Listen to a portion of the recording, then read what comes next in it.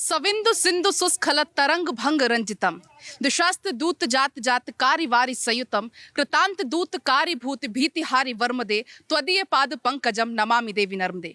नमस्कार, बहुत स्वागत है आपका भारत 24 पर। आपके साथ मैं हूं पलक प्रकाश और इस वक्त मैं मौजूद हूं नर्मदापुरम यानी कि होशंगाबाद में। इस वक्त फिलहाल मैं मौजूद हूं और आज हम नर्मदा किनारे यहां पर मौजूद हैं। यहां पर हम लोगों से उनका मन जानेंगे, लोगों का मन क्या है नर्मदापुरम को लेकर, जनता क्या चाहती है, यहाँ के नेता कार्यकर्ताओं ने क्या क्या वादे किए थे, कितने वादे पूरे हुए हैं, कितने वादे अभी बाकी हैं। अगर हम बात करें नर्मदापुरम की तो बीते कई सालों से ये बीजेपी का गढ़ रहा है, लेकिन क्या इस बार एक बार फिर से बीजेपी को मौका मिलता है या फिर यहाँ की जनता का मन बदलाव का है? ऐसे तमाम सवालों पर हम चर्चा करेंगे। नेता कार्यकर्ता यहाँ पर मौजूद है, उनका एक बार मैं आपसे परिचय करा देती हूँ। बीजेपी से मनोहर बडानी जी मौजूद हैं, बहुत बहुत स्वागत है आपका भारत 24 पर। और साथ ही कांग्रेस से रोहन जैन जी मौजूद हैं, बहुत बहुत स्वागत है आपका भारत 24 पर। लेकिन सबसे पहले यहाँ के मुद्दे क्या हैं, किन मुद्दों पर चुनाव लड़ा जा रहा है और आने वाले समय में जनता का मन क्या होगा, जनता किसे पसंद करेगी। मेरे सहयोगी यहाँ पर मौजूद है, आपके पास में आऊंगी। राकेश जी, आपसे मैं जानना चाहूंगी कि होशंगाबाद के दिल में क्या है, क्योंकि नर्मदापुरम में फिलहाल हम मौजूद हैं। यहाँ के मुद्दे क्या हैं, बीजेपी ने क्या वादे किए थे, क्या वादे वो पूरे कर पाई बीजेपी या नहीं कर पाई, या आने वाले समय में क्या कुछ तस्वीर देखने को मिलेगी? जी धन्यवाद पलक जी। मैं आपको बताना चाहूँगा कि इस बार जो चुनाव है कुछ अलग ढंग का है, क्योंकि त्रिकोणीय मुकाबला हो चुका है। 35 साल से बीजेपी का यहाँ पर कब्जा है। ये मुकाबला बीजेपी और कांग्रेस के बीच तो है ही, साथ ही निर्दलीय प्रत्याशी भी मैदान में, जिस कारण ये त्रिकोणीय मुकाबला बन गया है। अगर वादों की बात की जाए तो यहाँ की मेन चीज़ है सीवेज लाइन का जो गंदा पानी नर्मदा में यहाँ पर अभी भी मिल रहा है। सीएम यहाँ पर आए हुए थे, उन्होंने घोषणा की हुई थी नर्मदा उत्सव पर कि ये सीवेज लाइन को बंद किया जाएगा, हालांकि वो अभी भी जारी है। या अगर विकास के मुद्दों की बात की जाए तो यहाँ पर शिक्षा और रोजगार की समस्या अभी भी देखने को मिल रही है।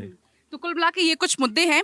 जिस तरीके से जिक्र आपने किया कि कुछ गंदे नाले हैं, उनको कहा जा रहा था कि भाई नर्मदा मैया, क्योंकि मध्य प्रदेश की बात करें तो नर्मदा एक लाइफलाइन कही जाती है। नर्मदा सिर्फ नदी नहीं, नर्मदा मैया है, उनको पूजते हैं। लेकिन इसके बाद भी अगर गंदे नाले उसमें मिल रहे हैं तो बीजेपी से इस पर मैं सीधा आपके पास आऊंगी कि नर्मदा मैया जिनको हम पूजते हैं और उन्हें क्या मिल रहा है, वादों के नाम पर सिर्फ वादे और उसके बाद गंदे नाले। नहीं, ऐसा कुछ नहीं है। भारतीय जनता पार्टी भी चाहती है कि ये नाला, जो गंदा नाले का पानी जा रहा है, अब उसकी डीपीआर तैयार हो गई है और उसके बाद अभी आचार संहिता लग गई है, उसके बाद काम चालू होगा। लेकिन ये तो काफी लंबे समय पहले घोषणा हुई थी ना? नहीं, घोषणा हुई थी पर उसके ऊपर काम भी हो रहा है, ऐसा कुछ नहीं है। हालांकि लोग बोल रहे हैं, एक्चुअल में उसका डीपीआर तैयार हो चुका है और उसका काम भी आचार संहिता के बाद उसका काम चालू हो जाएगा, ये बात पक्की है। आप इत्तेफाक रखते हैं? फाइल तैयार करने के नाम पे इन्होंने 18 साल निकाल दिए और ये हर बार चुनाव में ये मुद्दा लेकर आते हैं कि नाला बंद किया जाएगा, लेकिन इनसे काम नहीं हो पाते हैं। और यहाँ के भारतीय जनता पार्टी के जो चारों विधायक हैं, ये कभी भी अवैध उत्खनन को लेकर, मां नर्मदा की छाती छलने को लेकर अखबारों में खबरें बटोरते रहते हैं। क्योंकि अगर नर्मदापुरम की मैं बात करूं तो यहाँ का जो मुकाबला है बहुत रोचक है। आप मेरे पीछे देख पाएंगे नर्मदा मैया को, काफी शांत और सहज स्वभाव से यहाँ पर वो बहती हैं, शास्त्रीय रूप में यहाँ पर बहती हैं। लेकिन फिलहाल यहाँ की जो आबो हवा बिल्कुल शांत नहीं, क्योंकि एक ही परिवार के दो भाई के बीच में मुकाबला हो रहा है। एक ही परिवार से बीजेपी कांग्रेस दोनों के प्रत्याशी हैं। किस तरीके से, मतलब क्योंकि लगातार कांग्रेस का कहना यह है कि भाई बीजेपी के कारण ऐसे घर में हो गया, बीजेपी की वजह से घर घर की लड़ाई हो गई है। बाकियों का कहना है कि औरों को मौका कब मिलेगा। नहीं, ऐसा कुछ नहीं है। जो योग्य है उसको टिकट पार्टी देती है और हमारे भारतीय जनता पार्टी में नेता अच्छे हैं, नीति अच्छी है और नीयत अच्छी है। तो हमारे डॉक्टर साहब पूर्व विधानसभा अध्यक्ष भी रहे हैं और 4 बार के विधायक भी रहे हैं। बड़ी मात्रा में उनको लोग चाहते हैं और सरल और सहज है। बहुत विकास हुआ है हमारी होशंगाबाद विधानसभा में, इटारसी में भी बहुत विकास हुआ है, होशंगाबाद में भी बहुत विकास हुआ है। और देखिए, सन 2003 के पहले जब 10 साल कांग्रेस की सरकार थी तो कुछ भी नहीं था, न सड़क, न बिजली, न पानी। अभी पूरी सुविधाएं हैं। कृषि क्षेत्र में आप देखेंगे तो कृषि क्षेत्र में भारत में मध्य प्रदेश का जो नंबर था, आज वो फर्स्ट और सेकंड नंबर पे चल रहा है। किसान बहुत खुश है, 3-3 फसल किसान ले रहा है। किसान खुश हैं आगे? देखिए, सबसे पहली बात तो किसानी क्षेत्र की हम जब बात करते हैं तो किसानों को यूरिया के लिए परेशान होना पड़ता है। नहरों के माध्यम से आज की खबर है कि कई खेतों में पानी नहीं पहुंच पाया, जिससे ज़मीन सूख गई है। और दूसरी ने जो बात कही है कि विधायक जी ने बहुत विकास किया है और पार्टी की जो नीति है उससे लोग प्रभावित हैं, योग्य प्रत्याशी हैं। अगर इतने योग्य होते तो इन्हीं की पार्टी के 26 लोग टिकट कटवाने के लिए, विरोध करने के लिए भारतीय जनता पार्टी के कार्यालय के बाहर धरना नहीं देते। बताइए, इस नाराजगी का जवाब कैसे मिलेगा, बताइए।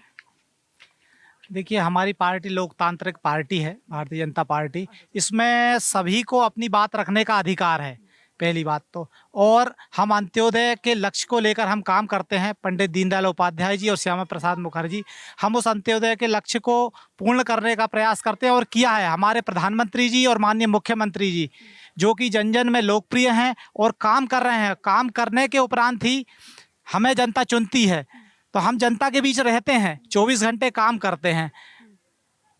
इनका कहना है ये जनता के बीच में 24 घंटे रहते हैं, इसलिए जनता इन्हें चुनती है। कांग्रेस कहाँ रहती है? पहले इन्होंने बोला लोकतांत्रिक पार्टी है, इसलिए ये लोग विरोध कर सकते हैं।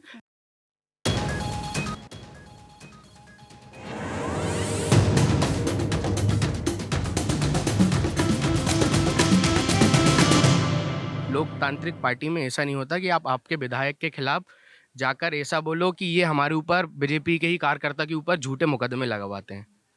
ये इनके 26 जो हैं वो छोटे पदाधिकारी नहीं हैं। इनकी महिला मोर्चा की प्रदेश अध्यक्ष, झुग्गी झोपड़ी के प्रदेश अध्यक्ष, इनके युवा मोर्चा के जिला अध्यक्ष, ऐसे पदाधिकारी कह रहे हैं कि इनके बीजेपी के ही लोगों के ऊपर इनके विधायक जी झूठे केस लगवाते हैं। तो ये लोकतांत्रिक पार्टी में तो कदापि आता ही नहीं। अच्छा, यहाँ से कुछ महिलाएं भी क्योंकि मौजूद है, इनसे जरा एक बार बात करूंगी। क्या आपको इस बार किस तरफ आबो हवा लग रही है बीजेपी की?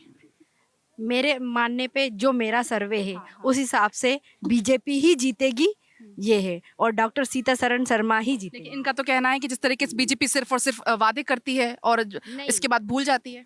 उनके वादे, जितने वादे करे हैं उतने वादे पूरे भी करे हैं, उन्होंने पूरे हुए हैं। आज अभी जो फिलहाल में जो शिवराज सिंह जी ने दी है लाडली बहना योजना, उससे महिलाएं बहुत खुश हैं। और विकास कार्य की तरफ अगर ये बोल रहे हैं तो 2003 के पहले क्या था और 2003 के बाद आज क्या है, वो आप सबको और पूरी जनता को मालूम। अच्छा, आप लोग लाडली बहना योजना को कैसे देखते हैं? देखिए, लाडली बहना योजना सिर्फ एक लॉलीपॉप है। जब कमलनाथ जी ने घोषणा करी थी कि 1500 रुपये महीना हम नारी शक्ति को देंगे। अच्छा, आपके यहाँ पे जो महिला है उनको लाभ नहीं मिल रहा है इसका? आप ले रहे नहीं ले रहे? नहीं, हमारे यहाँ महिलाओं को उसका क्राइटेरिया बताया उन्होंने कि उसके अंतर्गत नहीं, आपका आपके आसपास या आपकी जान पहचान वाले? हमारे यहाँ पे कोई लाडली योजना का किसी को भी फायदा नहीं मिल रहा। और ये सिर्फ एक लॉलीपॉप और चुनावी घोषणा का एक शगुफा है। और बात कर रहे थे अभी चाचा किसानों की, तो मैं किसानों में खुद स्वयं किसान का बेटा हूँ। मैं इनसे पूछना चाहता हूँ कि आज मतलब फर्टिलाइज और पेस्टिसाइड पे 18% GST है। इस शिवराज सिंह चौहान की सरकार में 18 साल में 18,000 किसानों ने आत्महत्या कर ली। मंदसौर में गोलीकांड हुआ।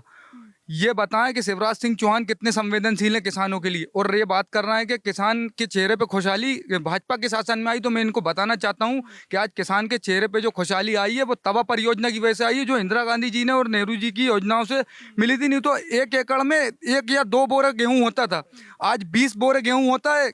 आज पूरा पर्याप्त पानी। बताइए, किसानों की इस दशा पे आप क्या बोलेंगे? मैडम, हमारे मित्र ने बहुत अच्छी बात रखी है, लेकिन शायद उनको पता नहीं है कि उनके घर में भी प्रधानमंत्री जी के द्वारा जो राशि डाली जाती है उसका भी उनको लाभ मिलता है। मुख्यमंत्री के वो तो कह रहे हैं कि हमें नहीं मिलता। नहीं, उनको मिलता है, लेकिन यहाँ बताने के लिए, क्योंकि क्या है ना कि कांग्रेस की तरफ से खड़े हुए हैं तो उनको बता रखना पड़े। क्या कह रहे हैं? एक योजना का नाम बता दो और कोई दस्तावेज या प्रमाण हो तो वो भी बता दिए जाए। किसान सम्मान निधि में हर किसान के परिवार के सदस्यों को उसका लाभ मिल रहा है। लेकिन हमारे मित्र यहाँ पर कांग्रेस की तरफ से खड़े हुए हैं, तो वो जानते हैं कि हमें कांग्रेस के विषय में बात करना है, लेकिन उनका समर्थन हमेशा भाजपा की तरफ रहता है, क्योंकि वो जानते हैं कि भारतीय जनता पार्टी विकास का काम कर रही है और वो भी अप्रत्यक्ष रूप से हमें सहयोग करते हैं। क्या कह रहे थे आप? अगर आपकी योजना इतनी सफल होती तो आप ही का भगवती, आप ही के पार्टी कार्यालय से अपना अलग ऑटो लेके निर्दलीय प्रत्याशी नहीं बनते, समझे? आपके भारतीय जनता पार्टी के वो प्रत्याशी के रूप में उन्होंने नामांकन दाखिल किया था। आप जहां बात कर रहे हो कि पार्टी ने विकास किया है, क्षेत्र में विकास हुआ है, योजनाएं चल रही हैं जिसका लाभ मिल रहा है, तो भगवती कभी बगावत नहीं करते। इसका ये स्पष्ट प्रमाण है कि भारतीय जनता पार्टी सिर्फ झूठ बोलने का काम करती है। क्या कह रहे हैं? बताइए। देखिए, अब हमारे मित्र बोल रहे हैं, भगवती का नाम ले रहे हैं। देखो, कांग्रेस पार्टी हो या बीजेपी हो, ये पार्टियां बड़ी हैं। आज इनकी सिवनी मालवा में इनके पूर्व विधायक जो 5-7 बार रह चुके हैं, वो भी गृह मंत्री के बेटे हैं, वो क्या विरोध नहीं कर रहे? ये राजनीति में चलता है। राजनीति में ये चलता है, बड़ा परिवार होता है, टिकट एक होती है, सबको टिकट नहीं दी जा सकती, सबको संतुष्ट नहीं किया जाता। क्या कह रहे हैं बताइए। भगवती क्यों कह रहे हैं फिर बार बार कि पार्टी से लड़ने के लिए जब विधायक जी मना कर चुके थे पिछले चुनाव में, तो इस बार टिकट क्यों नहीं बदला गया? 26 पदाधिकारी जब यहाँ पर भारतीय जनता पार्टी के विरोध दर्ज करा रहे हैं कि कह रहे हैं कि विधायक जी पिछले चुनाव में मना कर चुके थे कि हम चुनाव नहीं लड़ेंगे, फिर पार्टी ने निर्णय क्यों नहीं किया किसी अन्य प्रत्याशी के पक्ष में? विकास के पायदान पर आज होशंगाबाद कहाँ है, नरेंद्रपुरम कहाँ है? आज इनसे शिक्षा क्षेत्र में अगर पूछा जाएगा तो पटवारी घोटाला सामने निकल कर आएगा। रोजगार की बात करेंगे तो ये किसी एक उद्योग का नाम नहीं बता पाएंगे। अगर हम स्वास्थ्य सेवाओं की बात करेंगे तो पिछले अखबारों में खबर थी कि कुत्ता डॉक्टर की सीट पे आराम फरमा रहा है। आज जिला मुख्यालय होने के बाद, संभागीय मुख्यालय होने के बाद यहाँ पर मेडिकल कॉलेज नहीं मिला, यहाँ पे इंजीनियरिंग कॉलेज नहीं मिला। तो भारतीय जनता पार्टी ने अपने 18 साल के कार्यकाल में आखिर होशंगाबाद नर्मदापुरम को दिया ही क्या है? क्या दिया ये बीजेपी बताएगी, बताइए क्या दिया नर्मदापुरम को?